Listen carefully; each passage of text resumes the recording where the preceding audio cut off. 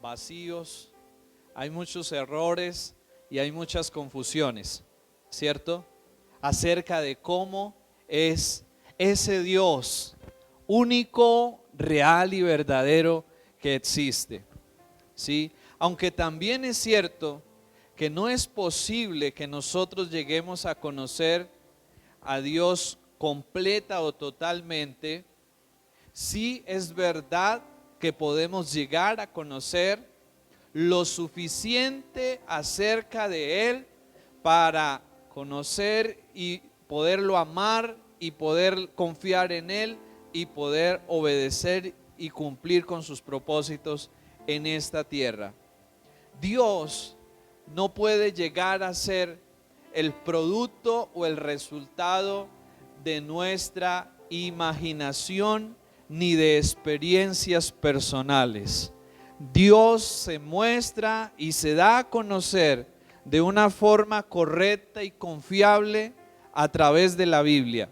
Y si nosotros queremos conocer realmente cómo es Dios, necesitamos buscarlo allí, donde Él realmente se revela, se manifiesta y se da a conocer. Cuando nosotros queremos hablarle a alguien de otra persona, normalmente nosotros empezamos a hablar acerca de cualidades, acerca de características y acerca de virtudes que esa persona tiene, ¿cierto? Decimos cosas como, ay, esa persona es muy amable, esa persona es muy servicial, esa persona es muy generosa, esa persona es muy buena gente, ¿cierto? Sí, sí hacemos eso cuando queremos darle a conocer a alguien, una persona, y hablamos de esa persona sus cualidades, hablamos de esa persona sus características, sus virtudes que conforman su personalidad. Y asimismo, si nosotros queremos tener una mejor idea acerca de quién es Dios, acerca de cómo es Dios, podemos mirar sus cualidades. Y podemos mirar las cualidades que de Dios se muestran a través de la Biblia, ¿sí?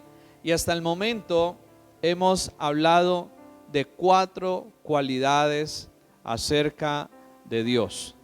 La primera de ellas que hablamos es Dios como Padre, o Dios es Padre, ¿cierto? Cuando viene a nuestra mente una imagen acerca de quién es Dios o de qué o cómo es Dios, la Biblia nos deja ver en primer lugar que Dios es Padre, ¿cierto?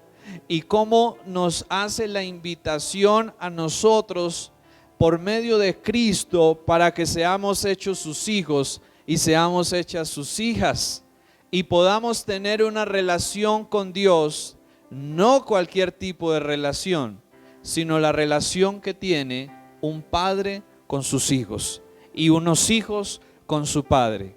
La mayor necesidad o una de las mayores necesidades que hay en nosotros como seres humanos es la necesidad de un padre. Y Dios se muestra y Dios se revela en primer lugar mostrándose como Padre y dándonos a nosotros la oportunidad de relacionarnos con Él como un Padre. En segundo lugar, miramos que Dios es creador y sustentador, ¿cierto? Por esta razón debemos a Dios todo lo que tenemos, debemos a Dios todo lo que somos, porque Él nos lo ha dado y gracias a Él existe, ¿no? Mire por ejemplo este versículo acá, porque todas las cosas vienen de Dios y existen por Él y para Él gloria a Dios, ¿cierto? Y esto de ver a Dios como el creador y sustentador de todo nos debe llevar a responder con agradecimiento hacia todo lo que Él nos ha dado y todo lo que Él nos ha concedido a cada uno de nosotros. Pero también nos debe mover a una confianza, que nuestras vidas no están en cualquier mano, están en las manos de aquel que hizo los cielos y la tierra. Ustedes recuerdan por allí uno de los salmos que dice: ¿de dónde vendrá mi socorro? Está haciendo una expresión, ¿no? Y dice como una pregunta: ¿de a dónde vendrá nuestro socorro? Y la sabia respuesta dice: nada más y nada menos de aquel que hizo los cielos y la tierra. Sería para uno desesperanzador ir a buscar ayuda en alguien que no pueda ayudarlo a uno. Pero qué esperanza es saber que nuestra ayuda está en aquel que hizo los cielos y la tierra, en aquel que es todopoderoso. Eso nos debe llenar a nosotros realmente de una gran esperanza y de un gran consuelo y de un gran ánimo. Luego miramos otra cualidad de Dios, sin duda alguna que de todas las cualidades es la que más y más resalta y brilla en Él, y es su santidad. Y miramos acerca de cómo Dios es santo, ¿cierto? Y eso hace referencia a su grandeza, a su pureza y a su rectitud.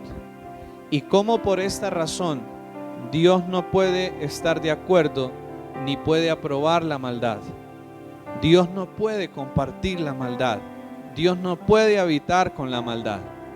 Y nos invita a nosotros para que encontremos en Él un modelo a seguir, un ejemplo a seguir, y también para que podamos encontrar en Él la ayuda para ser cada día santos. Que no somos completamente, pero estamos en ese proceso, estamos en ese camino. Y el Señor nos dice algo más tremendo aún, dice: sin santidad nadie verá al Señor. Y luego Él dice: sean santos porque yo soy santo. Y Él está diciendo allí y está mostrando cómo su santidad debe ser para nosotros uno de los referentes más importantes, y cómo en Él podemos encontrar esa santidad que en sí mismos no tenemos. Y el domingo anterior vimos cómo Dios es fiel. Dios es fiel. Y cuando hablamos de la fidelidad de Dios, hablamos acerca de cómo Dios cumple su palabra, de cómo Dios lo que Él dice lo hace, ¿cierto? Y hablamos de cómo Dios cumple cada una de sus promesas, ¿sí? ¿A quienes les llena de alegría saber que Dios cumple sus promesas? Qué bueno es saber que tenemos un Dios que no es como los hombres, que dicen y prometen un montón de cosas y luego no las cumplen. Pero qué bueno es saber que tenemos un Dios que lo que Él dice lo cumple, lo hace.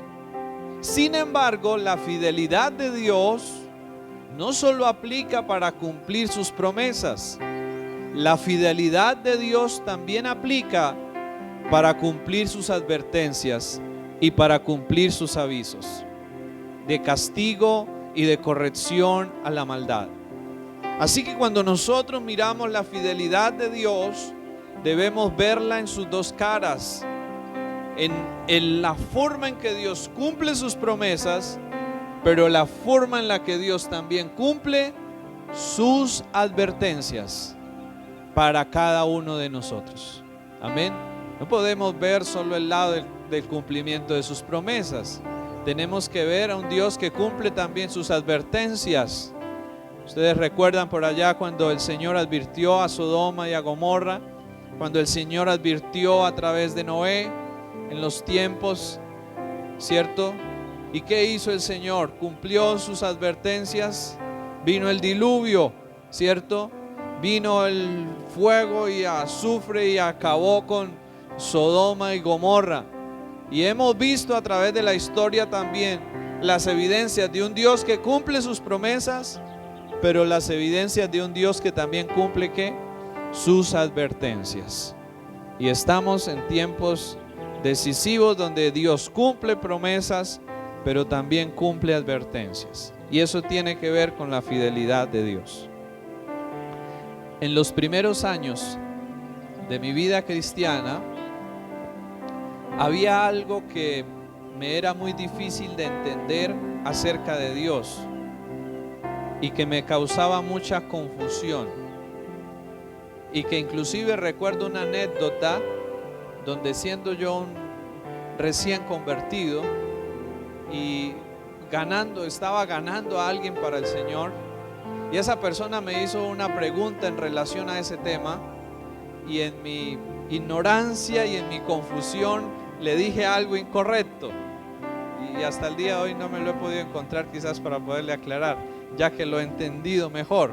En todo caso, ese tema difícil para mí en ese entonces es un tema del cual, o es uno de los atributos de Dios del cual quiero hablarles en esta mañana, y es el atributo de la Trinidad, ¿sí? Dios en tres personas.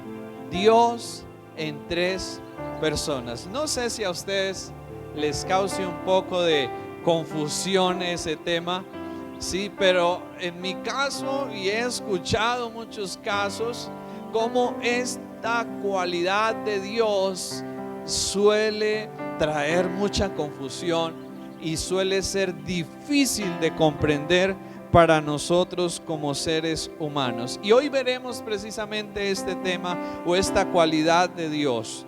Dios habita y existe en tres personas, lo que nosotros conocemos como la Trinidad de Dios. Sí, muchas veces nosotros hemos escuchado la creencia, o oramos en el nombre del Padre, oramos en el nombre del Hijo, oramos en el nombre del Espíritu Santo. Y quiero decirles algo en esta mañana acerca de eso. En la Biblia no encontramos la palabra Trinidad. ¿Sí? La Biblia en ninguna parte nos menciona la palabra Trinidad. Sin embargo, nos muestra a la Trinidad. Por ejemplo, abran sus Biblias, por favor, en Mateo capítulo 28 y versículo 19. Es la ocasión en la cual el Señor está encargando la gran comisión a sus discípulos, y el Señor está hablando a ellos. Y el Señor, en medio de esta gran comisión, el Señor dice algo: vayan, ¿cierto? Por tanto, id a todas las naciones, ¿cierto? Y hagan discípulos y bautícenlos en el nombre de ¿quién? Del Padre, del Hijo y del Espíritu Santo. Ahí encontramos que, aunque no se nombra la palabra Trinidad, encontramos a la Trinidad: el Padre, el Hijo y el Espíritu Santo. Luego, en Mateo capítulo 3, versos 16 y 17, encontramos el momento en el que el Señor Jesús es bautizado. Ese acontecimiento en el cual Él va a Juan el Bautista para ser bautizado. Y después de que, o en el momento en que Él está siendo bautizado, se escucha una voz. ¿Y qué decía esa voz? Este es mi Hijo amado, en quien tengo complacencia. Y luego, en forma corporal como de paloma, ¿qué sucedió? El Espíritu Santo vino sobre él. Y entonces ahí vemos tres personas: el Hijo que estaba siendo bautizado, el Padre que estaba hablando desde el cielo y diciendo: este es mi Hijo amado, y el Espíritu Santo que estaba descendiendo sobre el Señor Jesús. Luego, en Juan capítulo 14, verso 16 al verso 17, encontramos al Señor Jesús hablando antes de partir, hablando antes de ir a la cruz y antes de resucitar. Y allí Juan 14, versículos 16 y 17, el Señor dijo: y yo rogaré al Padre, y os dará otro consolador, ¿cierto? ¿Y quién es ese otro consolador? El Espíritu de verdad, el cual el mundo no puede recibir porque no le ve ni le conoce, pero vosotros le conocéis porque mora con vosotros y estará en vosotros. Aquí está el Señor Jesús diciendo que Él iba a pedir ¿a quién? Al Padre. ¿Y qué le iba a pedir al Padre? Que enviara otro consolador. ¿Y quién era ese otro consolador? El Espíritu Santo. Y luego Pablo en 2 de Corintios 13:14 termina su carta diciendo: la gracia del Señor Jesucristo, el amor de Dios y la comunión del Espíritu Santo sea con todos vosotros. Pero me gusta aún más lo que dice Juan en 1 de Juan 5:7 acerca de la Trinidad. 1 de Juan 5:7.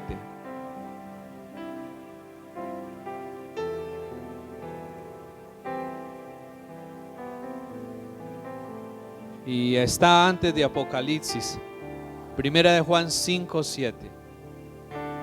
Sí, a veces sí confundimos Juan con las cartas de Juan, pero 1 de Juan 5:7 nos dice así: porque tres son los que dan testimonio en el cielo: el Padre, el Verbo, que hace referencia al Señor Jesús, y el Espíritu Santo. Y estos tres son ¿qué? Uno. Y estos tres son uno. Y como nos hemos podido dar cuenta, aunque la Biblia no menciona la palabra Trinidad, sí nos deja ver cómo la Trinidad actúa y está presente a lo largo de la historia de nuestras vidas. Cuando nosotros hablamos con personas de otras creencias, esto es uno de los puntos de nuestra fe que puede llegar a ser grandemente atacado y grandemente cuestionado. Por ejemplo, algunas personas dicen: ustedes creen en tres dioses, ustedes son idólatras porque creen en más de un Dios, creen en tres dioses. Otros dicen que creemos en un Dios de tres cabezas. ¿Sí? ¿Cierto? Y cosas como esas, ¿no? Y por ello en esta mañana lo primero que quiero hacer es hablar acerca de qué no es la Trinidad. Si queremos hablar sobre la Trinidad, creo que es importante primero hablar sobre qué no es la Trinidad, ¿cierto? Y en primer lugar, la Trinidad no es la creencia en tres dioses. Nosotros no creemos en tres dioses. Y es más, la Biblia nunca enseña acerca de eso. Más bien la Biblia en Deuteronomio 6:4 nos dice: oye Israel, escucha Israel, Jehová uno es, ¿cierto? Y luego por allí en 1 de Timoteo 2:5 Pablo dice: porque hay un solo Dios y un solo mediador entre Dios y los hombres, Jesucristo. Y luego Juan en el capítulo 10 versículo 30 nos muestra cómo el Señor Jesús, cuando estaba hablando de que Él era Dios, Él no se describió como otro Dios, sino Él dijo: yo y el Padre uno somos. ¿cierto? Él no se presentó como otro Dios, sino que Él dijo: yo y el Padre somos uno, ¿cierto? Entonces, la Trinidad no es la creencia en tres dioses, pero la Trinidad tampoco es la creencia en que haya un Dios que una vez es Padre y que luego se quita el papel de Padre y que luego se convierte en Hijo y que luego se quita el papel de Hijo y se convierte en Espíritu Santo. Eso no es lo que es la Trinidad. No es que una persona haga las veces, unas veces de Padre y que luego haga otras veces de Hijo y que luego haga otras veces de Espíritu Santo. Porque, por ejemplo, cuando el Señor Jesús estaba siendo bautizado, ¿qué sentido tendría que Él estaba siendo bautizado y que luego una voz del cielo decía: este es mi Hijo amado, en quien tengo complacencia, y que luego el Espíritu viniera sobre Él? Ahí está una participación clara de los tres. Entonces, no es que creamos en un Dios que a veces es Padre, o en uno que luego es Hijo y luego en otro que es Espíritu Santo. No. Pero tampoco la Trinidad es pensar que Dios es un Dios de tres cabezas, ¿cierto? O que Dios creó a Cristo como alguien menor, ¿cierto? Porque algunos afirman esto, que Cristo es menor y que fue creado por Dios, ¿cierto? Entonces, nosotros creemos y adoramos a un solo Dios que existe en tres personas. Creemos y adoramos a un Dios que existe en tres personas. Y cuando hablamos de la Trinidad, hablamos de eso. Hablamos de la creencia en un solo Dios que existe en tres personas: en el Padre, en el Hijo y en el Espíritu Santo. Pero cada uno de ellos es una persona, ¿sí? Cada uno es una persona. El Padre es una persona, el Hijo es otra persona y el Espíritu Santo es otra persona. Y por eso cuando nosotros hablamos de la Trinidad y decimos que son tres personas, necesitamos entender el significado de persona. Porque a veces cuando nosotros escuchamos eso de persona, de una vez nos imaginamos un cuerpo, ¿cierto? Y pensamos, persona es todo aquel que tiene un cuerpo, ¿cierto? Y entonces, ¿será que realmente ese es el significado de persona? ¿Tener un cuerpo? No. El significado de persona es un ser que posee inteligencia, que posee voluntad y que posee emociones. Eso es una persona, un ser que posee inteligencia, voluntad y emociones. Y lo podemos ver en cómo los seres humanos, aún después de la muerte, mantienen su personalidad. Ustedes recuerdan la historia del rico y Lázaro, cómo aún después de morir, uno estaba en el seno de Abraham y el otro estaba por allá en el Hades, y cómo uno le rogaba a Abraham: por favor, sí, ayúdeme, mande al otro para que me moje un poquito la punta acá con agua, porque estoy seco, estoy quemándome acá en esta llama. Nosotros los seres humanos, después de morir, después de dejar este cuerpo, mantenemos la personalidad. Por ejemplo, los ángeles no tienen un cuerpo como el nuestro, pero tienen una personalidad, porque hablan, porque piensan y ejecutan cosas.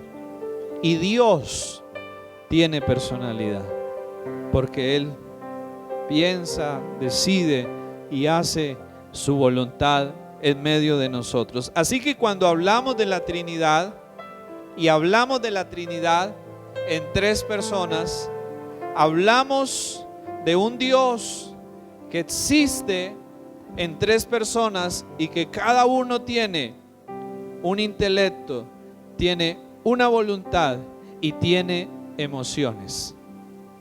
Pero entonces, ¿cómo así? ¿Cómo así un Dios en tres personas? ¿Qué hace que sea un solo Dios si son tres? Que ellos habitan, permanecen en perfecta unidad. Habitan, permanecen y conviven y coexisten en perfecta unidad el uno para con el otro. Ustedes recuerdan, por ejemplo, cuando el Señor Jesús decía cosas como: no he venido para hacer mi voluntad, sino la voluntad ¿de quién? Del Padre. Y luego cuando dice acerca del Espíritu Santo, que no hablaría por su propia cuenta, sino que hablaría ¿qué? Todo lo que Él escuchare o viere del Padre. Entonces vemos aquí que la Trinidad existe en tres personas, pero forman un solo Dios, porque están en perfecta unidad, el uno con el otro.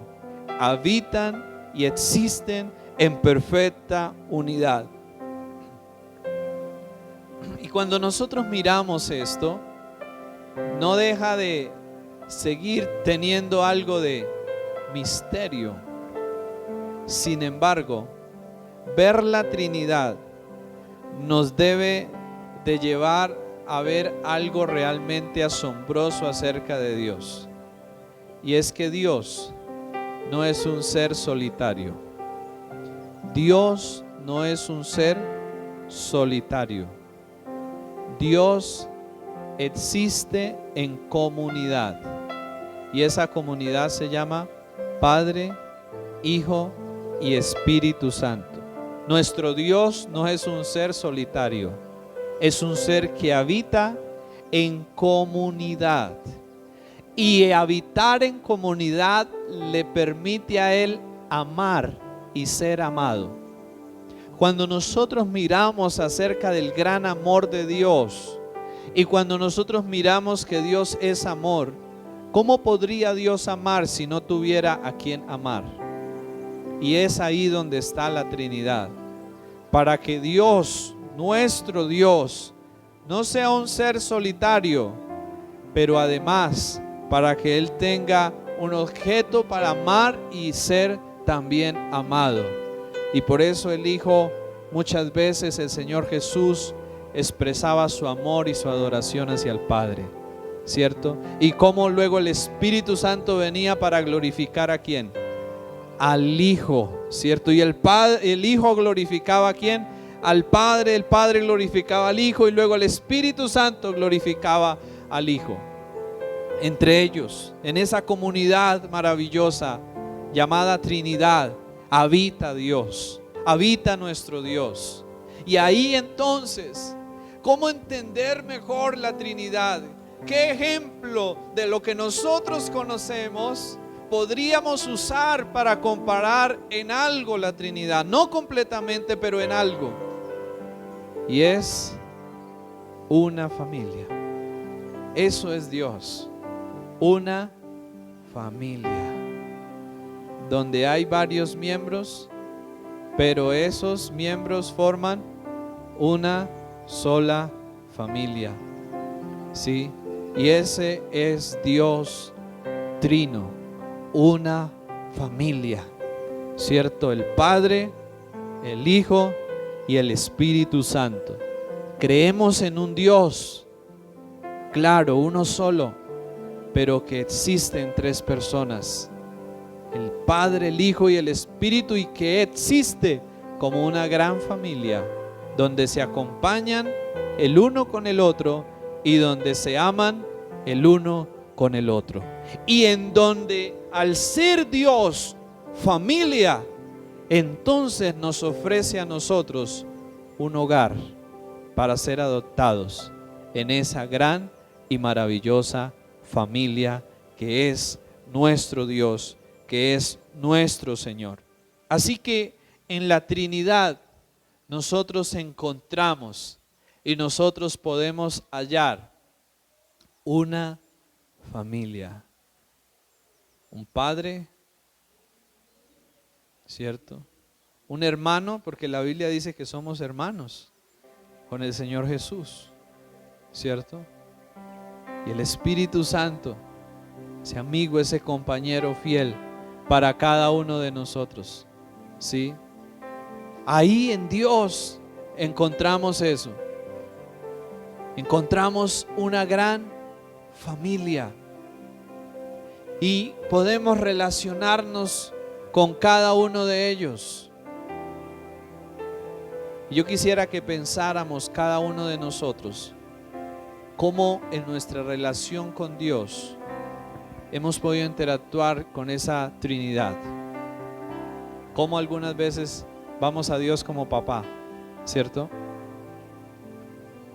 Y cómo otras veces vamos a Jesús como nuestro abogado para que nos ayude con el Padre porque la embarramos y para que nos ayude a encontrar el perdón del Padre, ¿cierto? Y cómo en los momentos de debilidad necesitamos la ayuda del Espíritu Santo para que nos fortalezca. Cómo los tres actúan a nuestro favor y cómo los tres cada día están presentes para podernos cubrir y para podernos ayudar a cada uno de nosotros. Y han estado presentes a lo largo de toda la historia, desde el inicio hasta el final de los tiempos. Y ese es nuestro Dios, un Dios, uno solo, pero que existe en tres personas, una familia para que todos aquellos huérfanos, desamparados y necesitados puedan ir a Él y puedan hallar en Él ese refugio y ese hogar que Dios tiene preparado para nuestras vidas. Qué maravilloso es esto y qué maravillosa es esta verdad para nuestras vidas. ¿Qué tal si nos colocamos sobre nuestros pies en esta mañana y oramos al Señor en esta mañana y pensemos en un momento cómo hemos visto al Dios Trino en nuestras vidas y cómo podemos conocer al Dios Trino cada día más en nuestras vidas?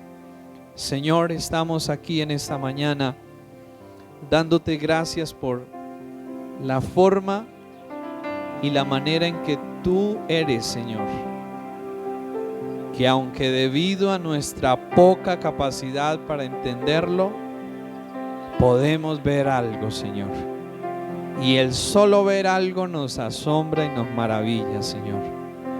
Y hoy te pedimos, Espíritu Santo, que por favor nos ayudes cada día a conocerte más y más como en verdad tú eres, Señor. Señor, gracias por tu palabra, porque en ella podemos hallar y en ella podemos encontrar cómo eres tú en realidad, Señor. No debe ser el resultado de nuestra imaginación, no debe ser el resultado de suposiciones, sino que te has revelado a través de tu palabra, Señor. Y en ella podemos conocerte y podemos aprender cada día más cómo eres tú realmente, Señor. Te damos gracias en esta mañana, Señor, por ser nuestro Padre, por ser nuestro hermano, por ser nuestro amigo, nuestro ayudador, por ser nuestro todo, Señor, porque en ti podemos hallar y encontrar todo lo que necesitamos, Dios. Gracias por ello, Señor, y gracias porque hoy podemos creer, confiar y contar con tu ayuda.